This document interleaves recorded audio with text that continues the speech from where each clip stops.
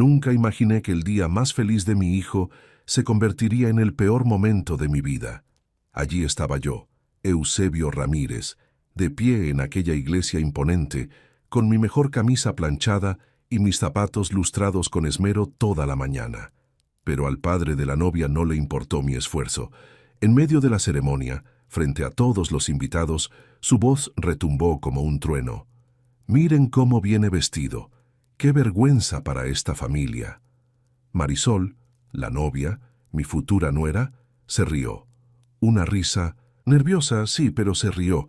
Mi hijo Mauricio no, y lo que sucedió después silenció hasta al padre que estaba oficiando la misa. Antes de contarles cómo terminó todo esto, quiero pedirles algo. Si les gustan este tipo de historias de vida real, donde las apariencias engañan y la justicia llega cuando menos se espera, por favor suscríbanse al canal. Queremos llegar a los 10,000 suscriptores y cada uno de ustedes nos acerca a esa meta. Comenten de qué país nos están viendo. Me encanta saber que estas historias llegan a corazones en todo el mundo. Y si podemos llegar a 400 likes en este video, sabré que historias como la mía merecen ser contadas. Ahora sí, déjenme llevarlos a ese día que cambió todo. La iglesia de Nuestra Señora de Guadalupe nunca me había parecido tan grande, tan lujosa, tan ajena. Llegué temprano, como siempre hago a todo. Es una costumbre que me dejó mi padre. La puntualidad es el respeto que le tienes a los demás, Eusebio, y yo respeto a mi hijo más que a nada en este mundo. Me senté en la tercera fila del lado del novio, como me correspondía. Llevaba mi único traje, bueno, no exactamente un traje. Era un pantalón de vestir negro que había comprado hace 10 años para el funeral de mi hermano. Una camisa blanca que planché 3 veces esa mañana hasta que no quedó ni una arruga. Y un saco azul marino que me prestó don Fermín, mi vecino. Los zapatos eran míos, viejos pero relucientes. Los había lustrado durante 1 hora. No era elegante, lo sabía, pero era lo mejor que tenía, y lo llevaba con dignidad. Mientras la iglesia se llenaba, comencé a notar las miradas. Señoras con vestidos que probablemente costaban más que mi salario de 3 meses me observaban de reojo. Hombres con trajes impecables y relojes que brillaban incluso bajo la luz tenue de la iglesia, me miraban y cuchicheaban entre ellos. Yo mantuve la cabeza en alto. No había hecho nada malo. Estaba allí para ver a mi hijo casarse con la mujer que amaba.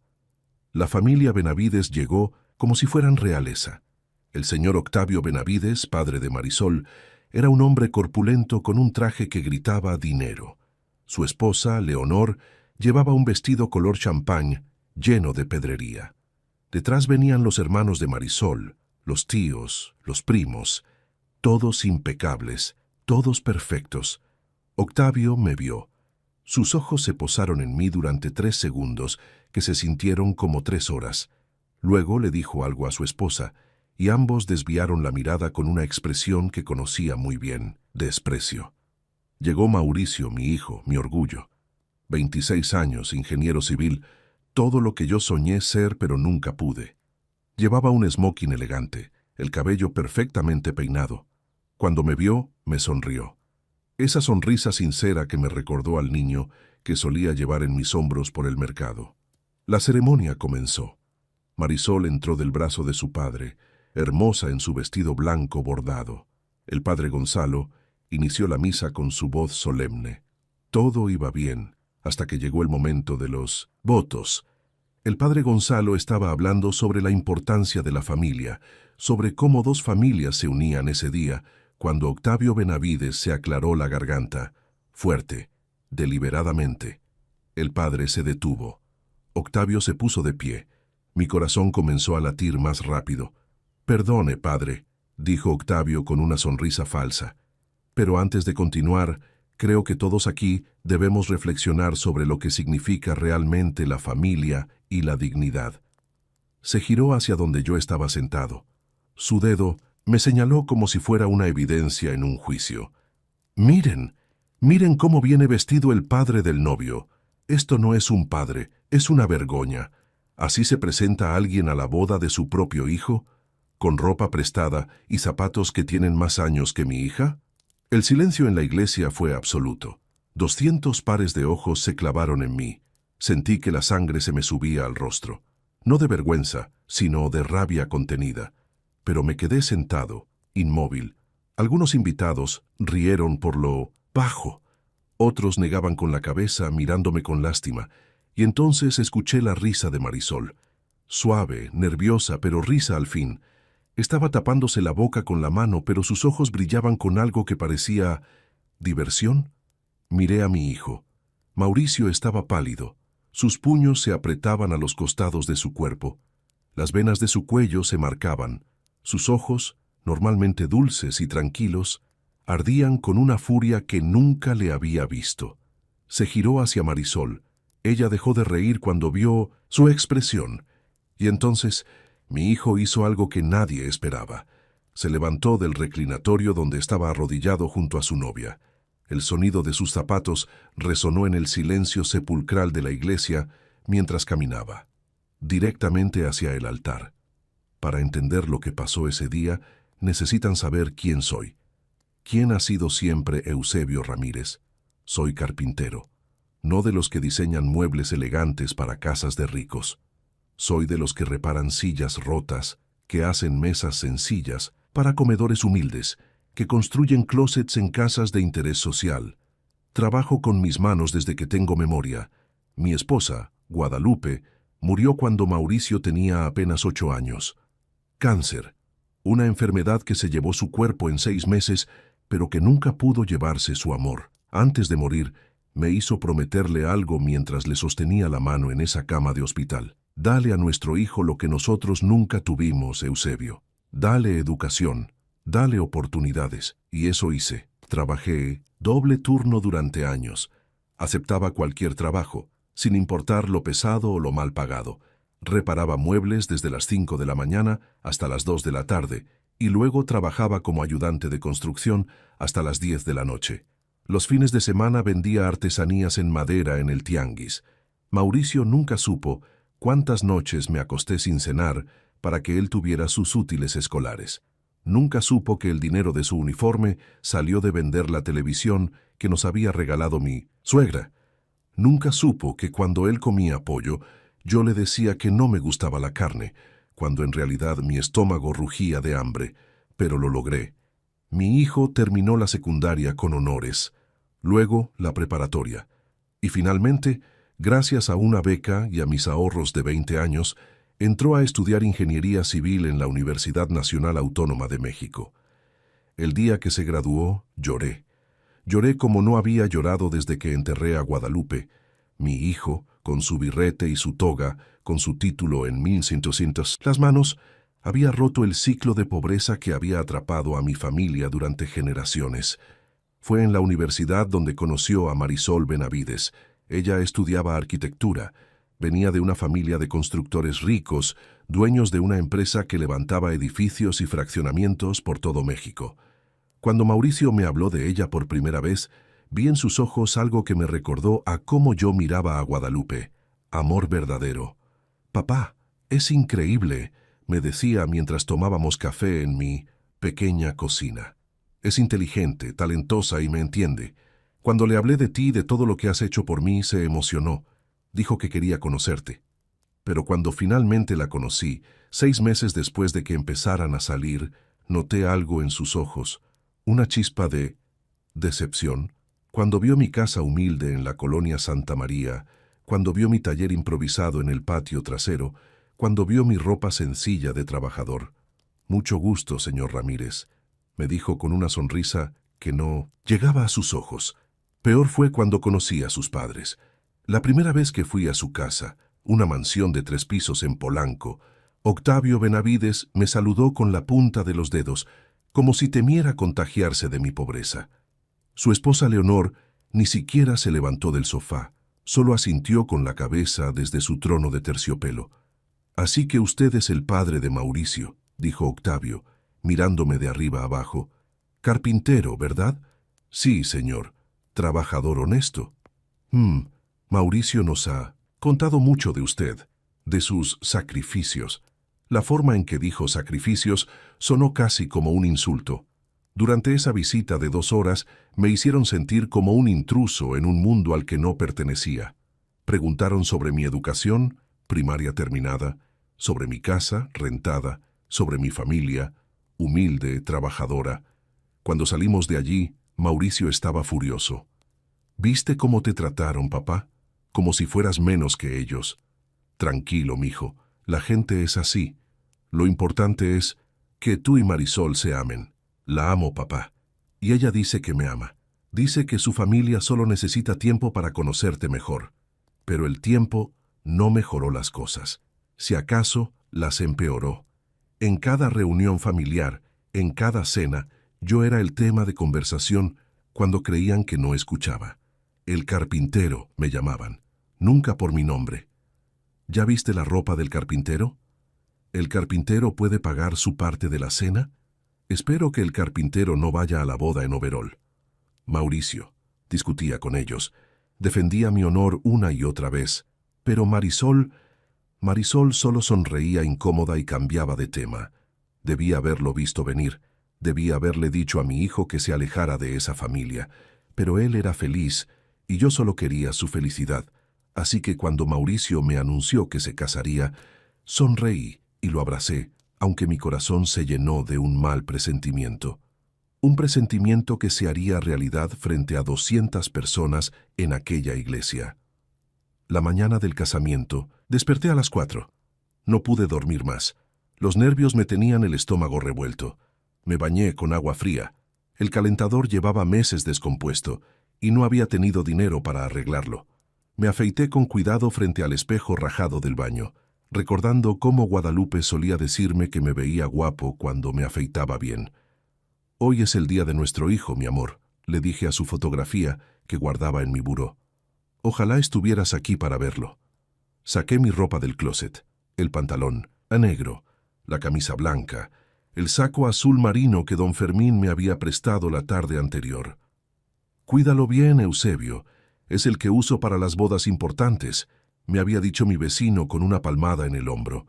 Me vestí lentamente, asegurándome de que cada botón estuviera bien abrochado, que la camisa estuviera bien fajada. No tenía corbata.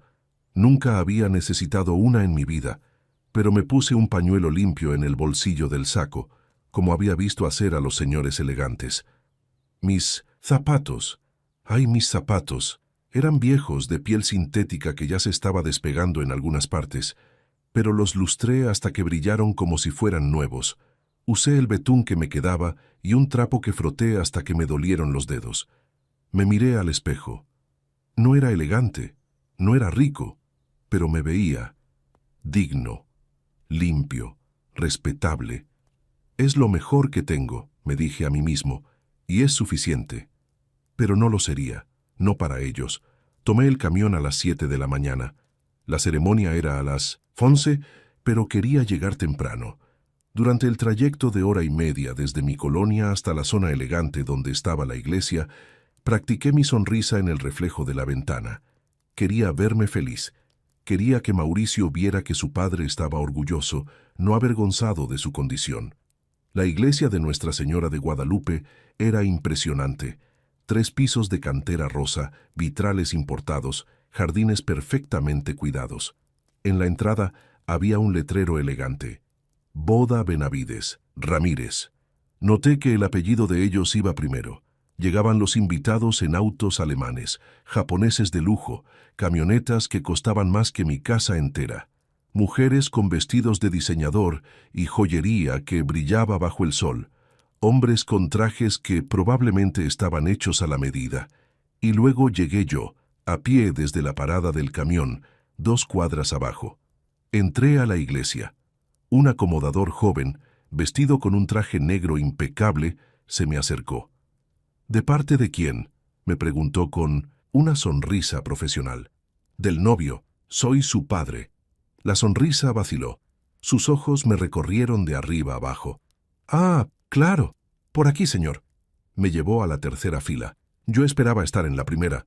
Después de todo, era el padre del novio. Pero no dije nada. No quería causar problemas. Me senté y observé cómo la iglesia se llenaba. Los Benavides ocupaban todo el lado izquierdo. fila tras fila de gente elegante, perfumada, rica. Del lado derecho, el lado de Mauricio, había algunos compañeros de la universidad, 2 tíos míos que habían viajado desde Oaxaca, don Fermín y su esposa, y algunos vecinos de mi colonia que querían mucho a mi hijo. El contraste era doloroso. De un lado, riqueza ostentosa, del otro, humildad honesta. Las miradas comenzaron casi inmediatamente.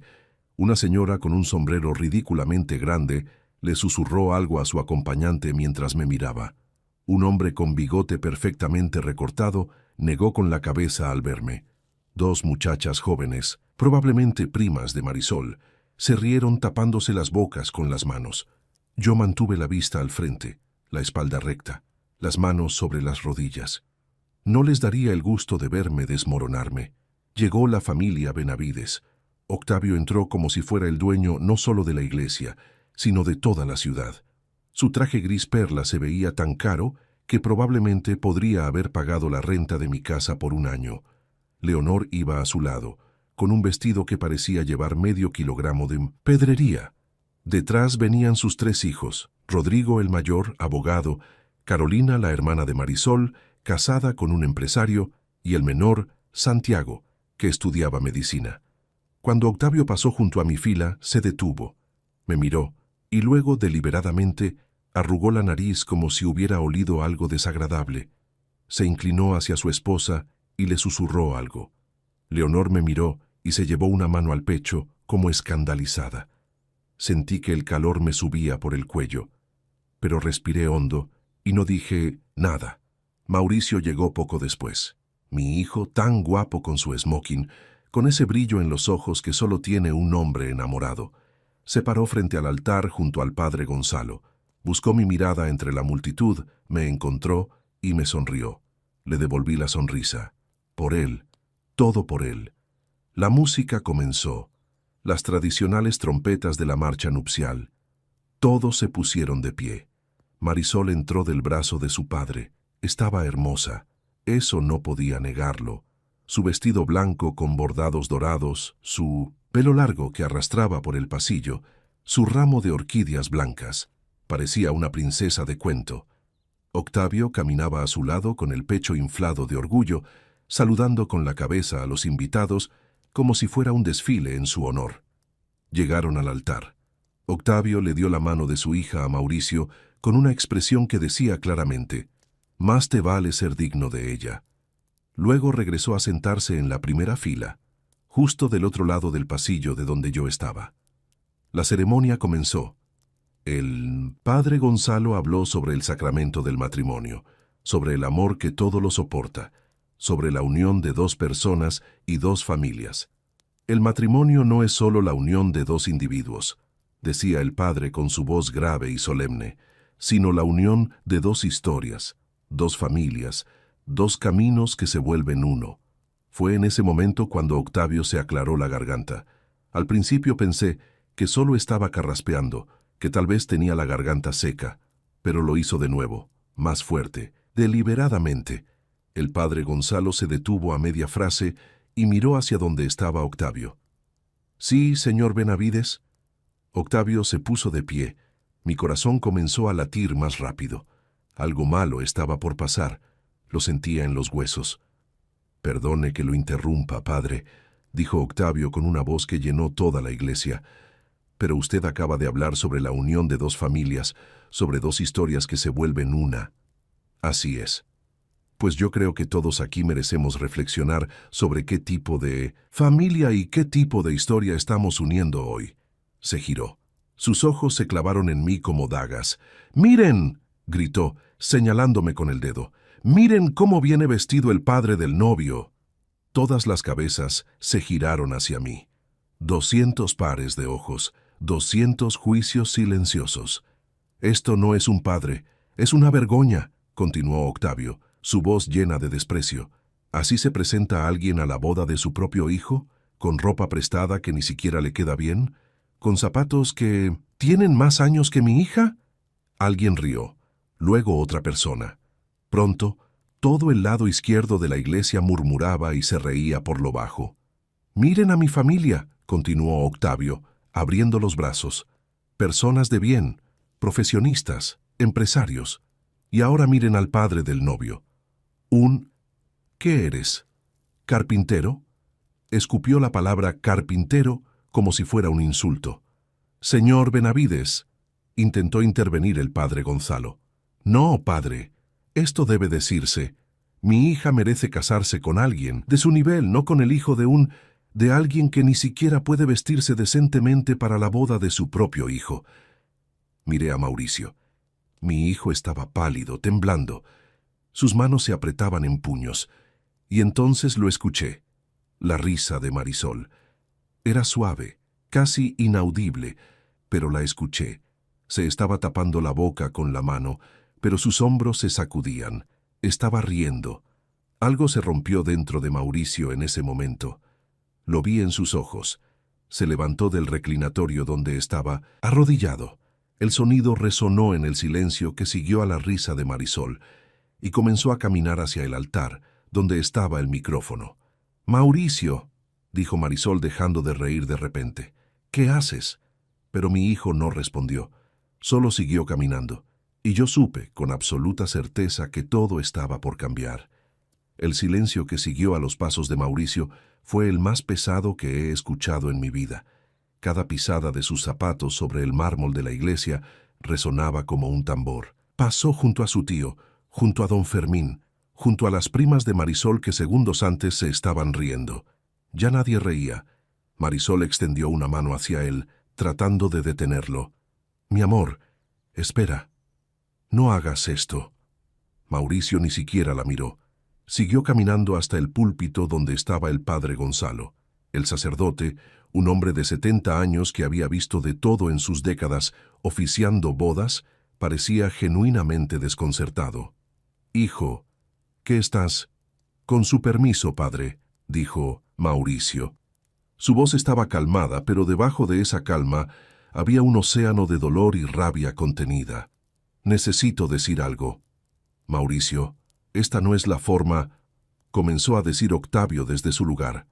«Cállate», rugió mi hijo, girándose hacia su suegro con una furia que hizo que varios invitados jadearan. «Tú ya dijiste suficiente. Ahora me toca a mí». Octavio se quedó con la boca abierta. Probablemente era la primera vez en su vida que alguien le gritaba, especialmente frente a tanta gente. Mauricio tomó el micrófono del atril. Sus manos temblaban ligeramente, pero su voz salió firme y clara. «Quiero que todos escuchen esto, especialmente tú, Octavio, y tú, Marisol». Mi nuera se había llevado las manos al rostro. Las lágrimas comenzaban a correr por sus mejillas, arruinando su maquillaje perfecto. «Ese hombre que acabas de humillar», dijo Mauricio señalándome sin mirarme, «ese hombre al que llamaste Vergoña, es el hombre más grande que he conocido en mi vida». Sentí que algo se rompía en mi pecho. Quise levantarme, decirle que se detuviera, que no arruinara su boda por mí, pero mis piernas no me respondían. Estaba clavado a la banca. «¿Quieren saber por qué mi padre viene vestido así?», continuó Mauricio. «¿Quieren saber por qué no tiene un traje de diseñador como todos ustedes?» Nadie respondió. El silencio era absoluto. Porque cuando yo tenía 8 años, mi madre murió. Y mi padre, un simple carpintero como tú lo llamas con tanto desprecio, Octavio, tuvo que criarme solo». Mauricio respiró profundo. Podía ver que estaba luchando por mantener la compostura. «¿Saben lo que es crecer viendo a tu padre salir a trabajar a las 5 de la mañana y regresar a las 11 de la noche? ¿Saben lo que es verlo llegar con las manos destrozadas, con astillas clavadas en los dedos, con la espalda tan adolorida que apenas podía caminar?» Algunos invitados comenzaron a verse incómodos. Don Fermín, a mi lado, me puso una mano en el hombro. «Yo no sabía muchas cosas cuando era niño», continuó mi hijo. «No sabía que cuando me decía que ya había comido era porque se había saltado la comida para que yo pudiera cenar. No sabía que el dinero de mis útiles escolares salía de vender las pocas cosas de valor que teníamos en casa. No sabía que trabajaba en 2 lugares, porque uno solo no alcanzaba para pagar mis estudios». Mauricio se limpió los ojos con el dorso de la mano. Marisol sollozaba abiertamente ahora. «Cuando entré a la universidad, ¿Saben cuánto costaba la colegiatura? 100,000 pesos al año. Conseguí una beca del 50%. El otro 50%, ese 50% que me permitió estudiar, graduarme, convertirme en ingeniero. Mauricio hizo una pausa, su voz quebrada de emoción. Salió de las manos destrozadas de mi padre. «Mijo», susurré aunque nadie podía escucharme. «¿Quieren saber por qué no tiene dinero para ropa elegante? Porque cada peso que ha ganado en los últimos 18 años lo gastó en mí, en mis libros, en mis uniformes, en mi comida, en mi educación, en mi futuro». Octavio había palidecido, ya no se veía arrogante, se veía pequeño. «Cuando me gradué, ¿saben qué me dijo?», continuó Mauricio, ahora hablándole directamente a Octavio. Me dijo: «Hijo, ya cumplí la promesa que le hice a tu madre. Ya puedes volar. Ahora vive tu vida y sé feliz». ¿Y saben qué hice yo? Lo invité a vivir conmigo, a mi nuevo departamento que conseguí con mi primer trabajo. ¿Saben qué me respondió? Mauricio se limpió otra lágrima. Me dijo que no, que él estaba bien en su casita, que ese departamento era mío, que lo había ganado con mi esfuerzo. ¿Pueden creerlo? El hombre que sacrificó todo por mí no quería ser una carga. La voz de Mauricio se quebró completamente. Las lágrimas corrían libremente por su rostro ahora.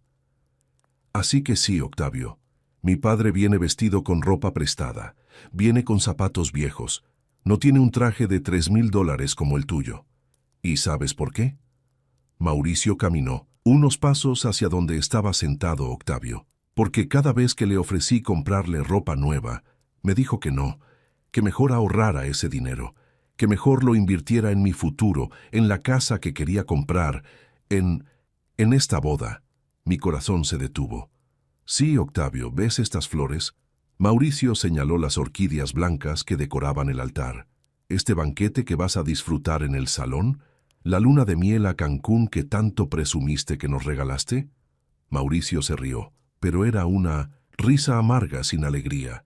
Mi padre vendió su carro, ese carro viejo que usaba para trabajar, para llevar sus herramientas de un lado a otro. Lo vendió y me dio el dinero. Para que tu boda sea digna, me dijo, para que la familia de Marisol vea que te criaron bien. Escuché jadeos entre los invitados. Leonor, la madre de Marisol, se había llevado una mano a la boca. Le dije que no lo hiciera, continuó Mauricio, su voz rompiéndose. Le dije que no necesitábamos ese dinero, que ustedes ya habían pagado casi todo. Pero él insistió. ¿Saben qué me dijo? Un padre no va con las manos vacías al casamiento de su hijo. No me importa que ellos sean ricos, yo también voy a aportar. Mauricio se giró para mirarme directamente por primera vez, sus ojos rojos, hinchados, llenos de amor y dolor. Así que sí, papá, viniste con ropa prestada porque el dinero que tenías, el dinero que tanto te costó ganar, me lo diste a mí, para que yo pudiera tener una boda perfecta, para que yo pudiera ser feliz. No pude más. Las lágrimas que había estado conteniendo toda mi vida, todas las que no lloré cuando murió Guadalupe, todas las que no lloré en las noches de hambre, todas las que no lloré cuando mis manos sangraban de tanto trabajar, todas brotaron de golpe. Lloré. Allí, frente a 200 personas, lloré como un niño. Don Fermín me abrazó. Luego mi tío José. Pronto, todo el lado derecho de la iglesia, mi lado, el lado humilde, estaba llorando conmigo. Mauricio se giró hacia Marisol. Ella seguía de pie junto al altar, temblando, con el rostro completamente arruinado por el llanto y el maquillaje corrido. «¿Y tú, Marisol?», dijo mi hijo, su voz ahora más suave pero igual de firme. «Tú te reíste. Cuando tu padre humilló al mío, te reíste». «No, yo no». «Fue nervios, Mauricio, lo juro», sollozaba ella. «Nervios». Mauricio negó con la cabeza. «Marisol, hemos estado juntos 4 años. Te he contado 100 veces sobre mi padre, sobre todo lo que hizo por mí. Y aún así, así cuando lo humillaron te reíste. Lo siento tanto».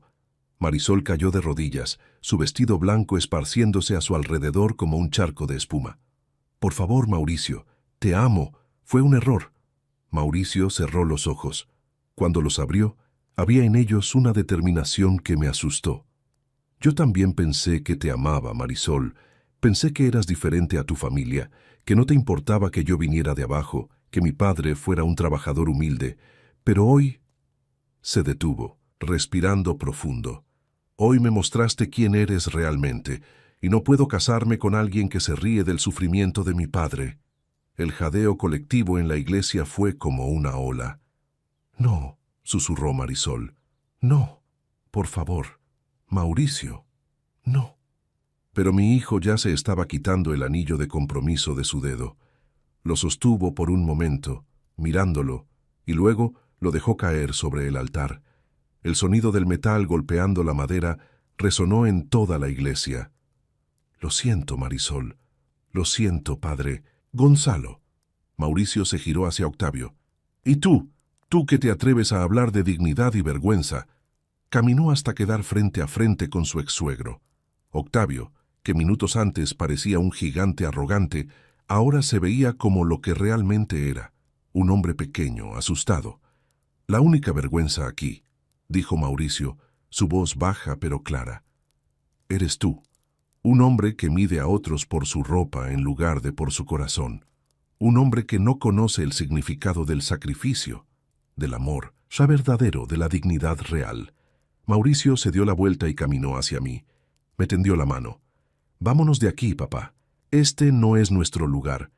Me levanté con piernas temblorosas. Tomé la mano de mi hijo, esa mano que había guiado cuando era niño, que había sostenido cuando lloraba, que ahora me sostenía a mí. Caminamos juntos por el pasillo central de la iglesia. El silencio era sepulcral. Nadie se movía. Nadie respiraba. Excepto... ¡Esperen! Era una voz que no esperaba escuchar. Marisol se había levantado del suelo. Se quitó el velo, se quitó los zapatos y corrió detrás de nosotros, su vestido arrastrándose por el suelo de mármol. «Mauricio, espera, por favor». Mi hijo se detuvo, pero no se giró. «¿Qué quieres, Marisol?» Ella nos alcanzó jadeando, llorando, su hermoso vestido de novia ahora sucio y arrugado. «Tienes razón», dijo entre sollozos. «Tienes razón en todo». Me reí. Fui débil. Dejé que mi familia, dejé que mi padre... Se giró hacia donde estaba Octavio, todavía petrificado en su banca. Toda mi vida dejé que me dijeran cómo pensar, cómo actuar, con quién juntarme. Toda mi vida fui la niña perfecta de la familia perfecta. Pero ustedes no son perfectos, son crueles, son monstruos. «Marisol», gritó Leonor escandalizada. «No, mamá, ya no más». Marisol se giró hacia nosotros de nuevo.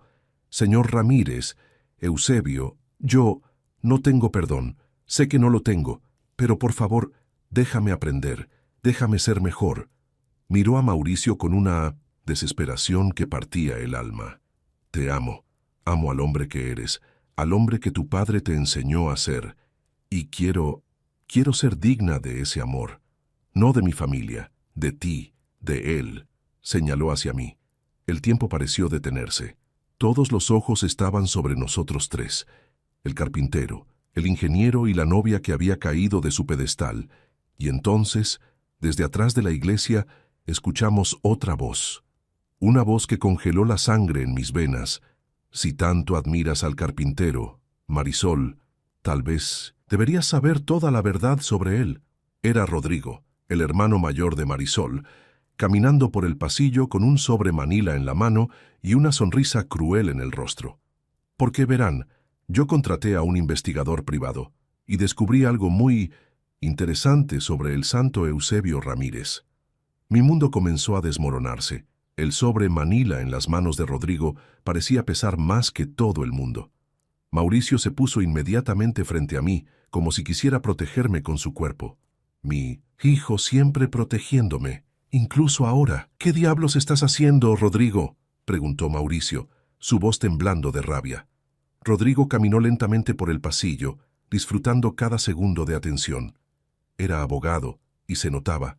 Sabía cómo controlar una sala, cómo crear drama, cómo destruir a alguien con palabras. «Solo estoy revelando la verdad», dijo con una sonrisa que no llegaba a sus ojos, «porque tu padre, Mauricio, no es el santo que acabas de pintar. Abrió el sobre y sacó varios documentos.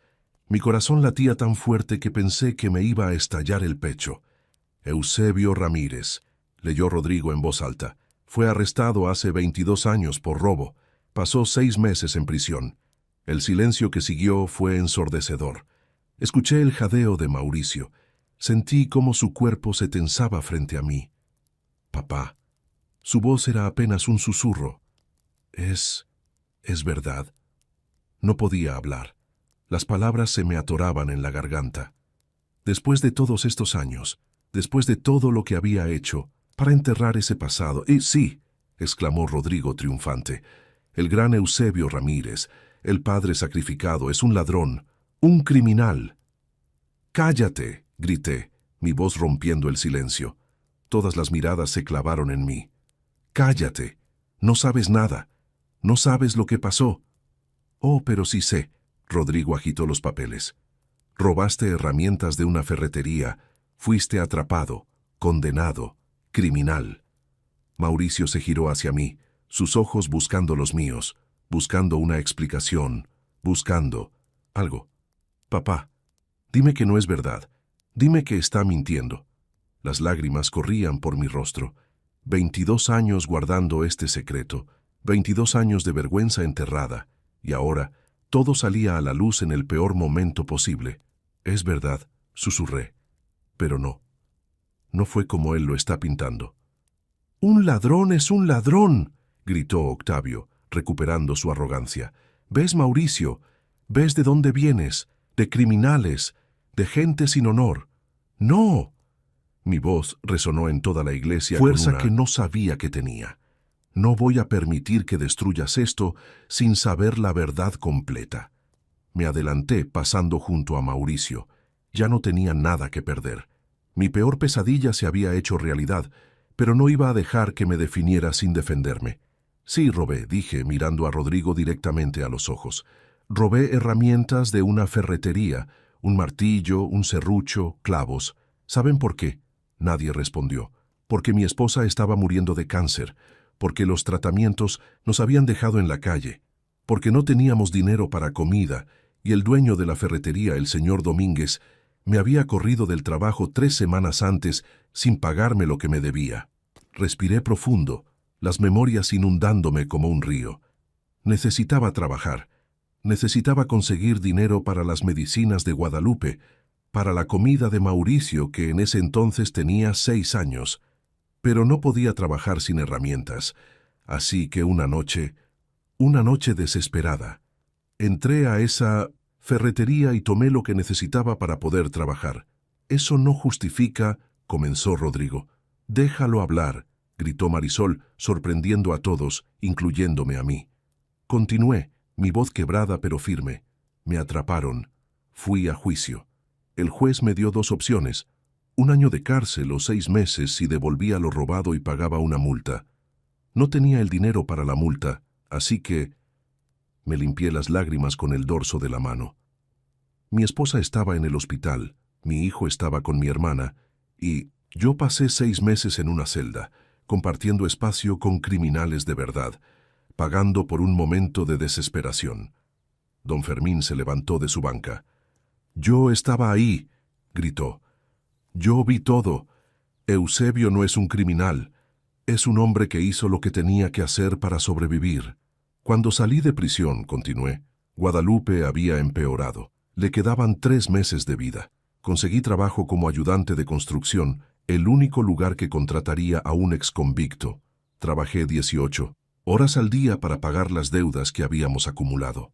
Miré a Mauricio, que estaba inmóvil, procesando todo. «Nunca te lo dije, hijo, porque no quería que cargaras con mi vergüenza. Quería que crecieras orgulloso de tu padre, no avergonzado de él. Quería que...». Mi voz se quebró completamente. «Quería que fueras mejor que yo, que nunca tuvieras que robar para sobrevivir, que nunca conocieras esa desesperación». El silencio en la iglesia era absoluto. Hasta Rodrigo parecía haber perdido su arrogancia. Cada día desde entonces, dije, mirando a todos los presentes, he trabajado honestamente, he pagado cada peso que debo, he vivido con dignidad. porque prometí, cuando salí de esa cárcel, que nunca más volvería a ser esa persona desesperada. Me giré hacia Octavio. Así que sí, fui a prisión. Sí, robé. Pero eso fue hace 22 años, cuando era un hombre roto, desesperado, viendo morir a su esposa.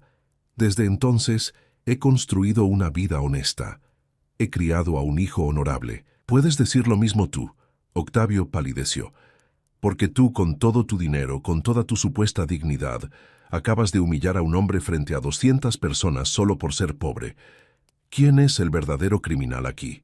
Mauricio dio un paso hacia mí. Sus ojos estaban rojos, hinchados, pero había en ellos algo que no había visto antes. No era decepción, era comprensión. Papá, dijo suavemente, ¿por qué nunca me lo dijiste? Porque tenía miedo, admití. Miedo de que me vieras, o diferente, miedo de perderte. Mi hijo me abrazó, fuerte, como cuando era niño y tenía pesadillas. Nunca podrías perderme, susurró en mi oído. Nunca. Pero entonces Marisol habló. Hay algo más en esos documentos, ¿verdad, Rodrigo? Rodrigo sonrió cruel. Oh, sí, hay mucho más. Y lo que dijo después cambió todo de nuevo. Rodrigo sacó otro documento del sobre, pero esta vez su sonrisa cruel había desaparecido. En su lugar había preocupación. Según esta investigación, comenzó, pero su voz ya no sonaba triunfante. El señor Domínguez, dueño de la ferretería, se detuvo mirando el papel como si no pudiera creer lo que estaba leyendo. ¿Qué pasa, Rodrigo?, preguntó Octavio. Termina de destruir a este hombre. El señor Domínguez, continuó Rodrigo, su voz ahora más baja, fue arrestado 3 años después por fraude masivo. Había estado robando a sus empleados durante décadas. No les pagaba sus salarios completos, falsificaba documentos fiscales. El sobre cayó de las manos de Rodrigo. Y específicamente le debía a Eusebio Ramírez 3 meses de salario, 15,000 pesos que nunca pagó. Un murmullo recorrió la iglesia. Las herramientas que Eusebio robó, Rodrigo leyó del documento, su rostro ahora pálido. Valuadas en 1,200 pesos, eran legalmente suyas. El señor Domínguez las había comprado con el dinero que le robó a sus empleados, incluido Eusebio. Me quedé paralizado. ¿Qué estaba diciendo? Hay más, continuó Rodrigo, y ahora su voz temblaba. El abogado de oficio que representó a Eusebio en el juicio era un pasante sin experiencia. No investigó nada. No presentó la evidencia del salario no pagado. Si lo hubiera hecho, hizo una pausa. Si lo hubiera hecho, Eusebio nunca habría ido a prisión. El juez habría considerado que estaba tomando lo que legalmente le pertenecía. El silencio era absoluto. Entonces, dijo Mauricio lentamente, procesando la información, ¿mi padre fue a prisión injustamente? Técnicamente sí, admitió Rodrigo. Legalmente tenía derecho a compensación por el salario no pagado. Las herramientas que tomó valían menos de lo que le debían. Don Fermín se puso de pie nuevamente. Yo traté de decírselo al juez, pero nadie me escuchó. Eusebio era pobre, sin abogado de verdad, y el sistema simplemente lo devoró. Me sentí mareado. 22 años. 22 años cargando con una culpa que tal vez no debería haber cargado. ¿Y sabes qué más descubrí?, preguntó Rodrigo ahora mirando directamente a su padre. Su voz tenía un tono extraño, casi acusador. ¿Qué?, preguntó Octavio nerviosamente. Que tú, papá, tú conocías al señor Domínguez. Eran socios en un proyecto de construcción. El rostro de Octavio se volvió del color de la ceniza. Y cuando Domínguez fue arrestado, tú testificaste en su favor. Dijiste que era un hombre honorable, un empresario respetable. Lo ayudaste a salir con una sentencia menor. Rodrigo, eso fue hace años. Yo no sabía si tartamudeó Octavio. Pero sí sabías, gritó Rodrigo, y por primera vez vi algo humano en él. El investigador encontró correos electrónicos. Domínguez te escribió pidiéndote ayuda porque ese maldito carpintero lo había acusado de robo. Tú sabías que Domínguez le había robado a sus empleados, y aún así lo defendiste porque era tu amigo rico. Octavio se tambaleó como si le hubieran dado un golpe. Mientras tanto, continuó Rodrigo, lágrimas ahora corriendo por su rostro, Eusebio Ramírez estaba en prisión, separado de su esposa moribunda y su hijo pequeño, pagando por un crimen que realmente no cometió. Se giró hacia mí. Señor Ramírez, yo contraté al investigador para destruirlo, para probar que mi padre tenía razón, que usted era indigno, pero lo que encontré fue... Su voz se quebró. Encontré que el verdadero criminal es mi padre. Octavio intentó hablar, pero no salieron palabras. Leonor se había cubierto el rostro con las manos. Carolina, la hermana de Marisol, miraba a su padre con horror. Santiago, el menor, simplemente lloraba. El padre Gonzalo finalmente habló, su voz grave llenando la iglesia. Creo que todos hemos sido testigos de algo extraordinario hoy, no de una boda, sino de una revelación, de verdades dolorosas que necesitaban ser dichas. Se giró hacia mí. Señor Ramírez, usted vino hoy creyendo que era indigno, que su ropa humilde y su pasado lo hacían menos que otros, pero lo que hemos visto es que usted es el único hombre verdaderamente honorable en esta iglesia. Caminó hacia donde estaba yo, todavía abrazado a mi hijo. Un hombre que sacrificó todo por su hijo, que trabajó honestamente después de pagar una deuda que ni siquiera debía, que cargó con vergüenza durante 22 años para proteger a su hijo. Ese hombre no es una vergüenza, ese hombre es extraordinario. Mauricio me apretó más fuerte. Marisol se acercó lentamente. Se arrodilló frente a mí, su vestido blanco ahora completamente sucio. Señor Ramírez, Eusebio, por favor perdóneme. Perdone a mi familia, nosotros somos la vergüenza, no usted. Miré sus ojos. Vi arrepentimiento genuino, dolor, vergüenza. Pero también vi a Mauricio, mi hijo, mi vida, mirándola con una expresión que no podía descifrar. Y entonces, mi hijo habló las palabras que definirían el resto de esta historia. Mauricio miró a Marisol durante lo que pareció una eternidad. Luego miró a su familia, a Octavio, destruido y avergonzado, a Leonor, llorando en silencio, a Rodrigo, que había revelado la verdad incluso cuando iba contra su propia familia. Marisol, dijo mi hijo suavemente, te amo, sé que te amo, pero... Hizo una pausa, respirando profundo. Pero hoy aprendí algo. Aprendí que el amor no es suficiente si no hay respeto, si no hay dignidad, si no hay la valentía de defender lo correcto incluso cuando es difícil. Marisol sollozó, sus esperanzas desmoronándose. Te reíste cuando humillaron a mi padre, continuó Mauricio. Y entiendo que fue nerviosismo, que fue presión familiar, que fue tantas cosas, pero en ese momento, cuando más te necesitaba para ser valiente, no lo fuiste. Se arrodilló frente a ella, tomando sus manos. No estoy diciendo que nunca pueda perdonarte. No estoy diciendo que no haya futuro para nosotros. Pero hoy no puedo casarme contigo. No así. No con esta base rota. Mauricio, susurró ella. Si realmente me amas, si realmente quieres ser parte de mi vida y de la vida de mi padre, entonces demuéstralo. No con palabras, no con lágrimas, con acciones, con tiempo, con cambios reales. Se puso de pie y miró a Octavio. Y usted, señor Benavides, usted que tanto habla de dignidad y honor, espero que encuentre algo de ambos en algún lugar de su corazón, porque hoy destruyó algo hermoso con su orgullo. Octavio abrió la boca, pero no salió ninguna palabra. Por primera vez en su vida, estaba verdaderamente sin habla. Mauricio me tomó del brazo. Vámonos, papá. Caminamos juntos hacia la salida de la iglesia. Pero antes de llegar a las puertas, escuché pasos detrás de nosotros. Era Rodrigo. Señor Ramírez, dijo, extendiendo su mano hacia mí. Yo no tengo palabras para disculparme. Contraté a ese investigador para destruirlo y en cambio descubrí que toda mi vida he estado del lado equivocado. Miré su mano. Luego miré sus ojos. Vi sinceridad allí. Vi a un hombre confrontando sus propios demonios. Estreché su mano. Todos cometemos errores, joven. Lo importante es qué hacemos después de descubrirlos. Rodrigo asintió, las lágrimas corriendo libremente por su rostro. Luego se giró hacia su padre. Papá, tenemos mucho de qué hablar y muchas cosas que arreglar. Salimos de la iglesia hacia el sol brillante de mediodía. El contraste con la oscuridad dentro era casi cegador. Don Fermín y su esposa nos alcanzaron, junto con mis tíos y varios vecinos. Nos abrazaron, nos felicitaron por nuestra valentía, nos dijeron que estaban orgullosos. ¿Y ahora qué, papá?, preguntó Mauricio mientras caminábamos hacia la parada del camión.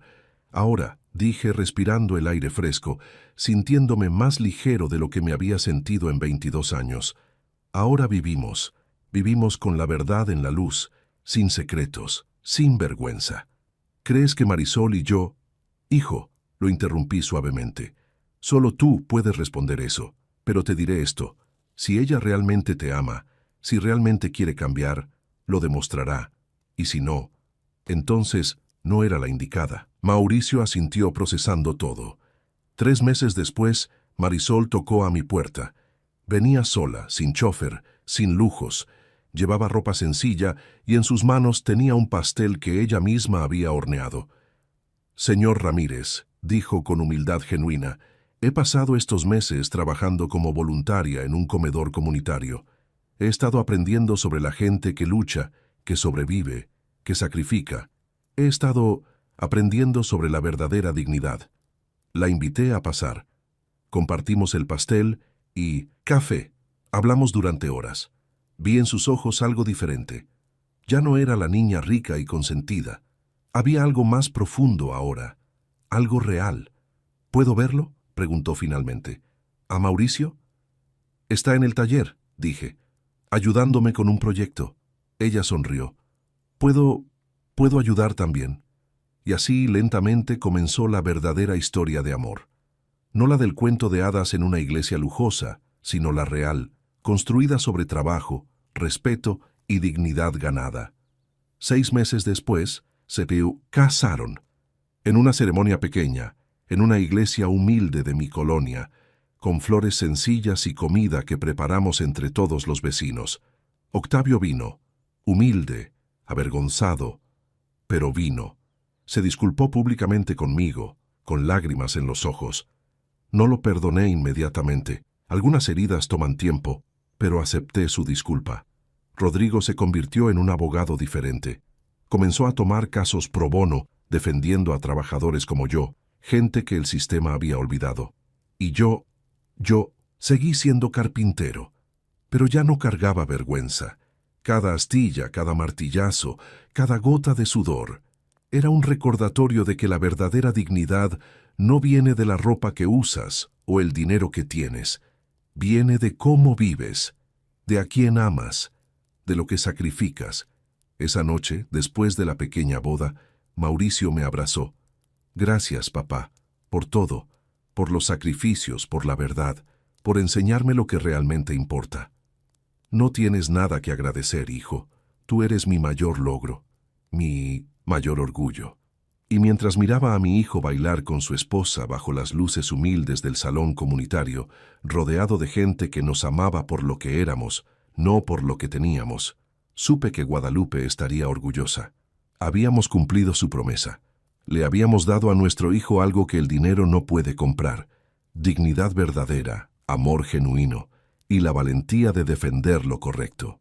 Si esta historia les llegó al corazón, si les recordó que la verdadera riqueza está en el amor y el sacrificio, no olviden suscribirse al canal. Compartan esta historia con alguien que necesite recordar que la dignidad no se compra, se vive. Y recuerden, las apariencias engañan, pero el corazón nunca miente. Gracias por acompañarme en este viaje.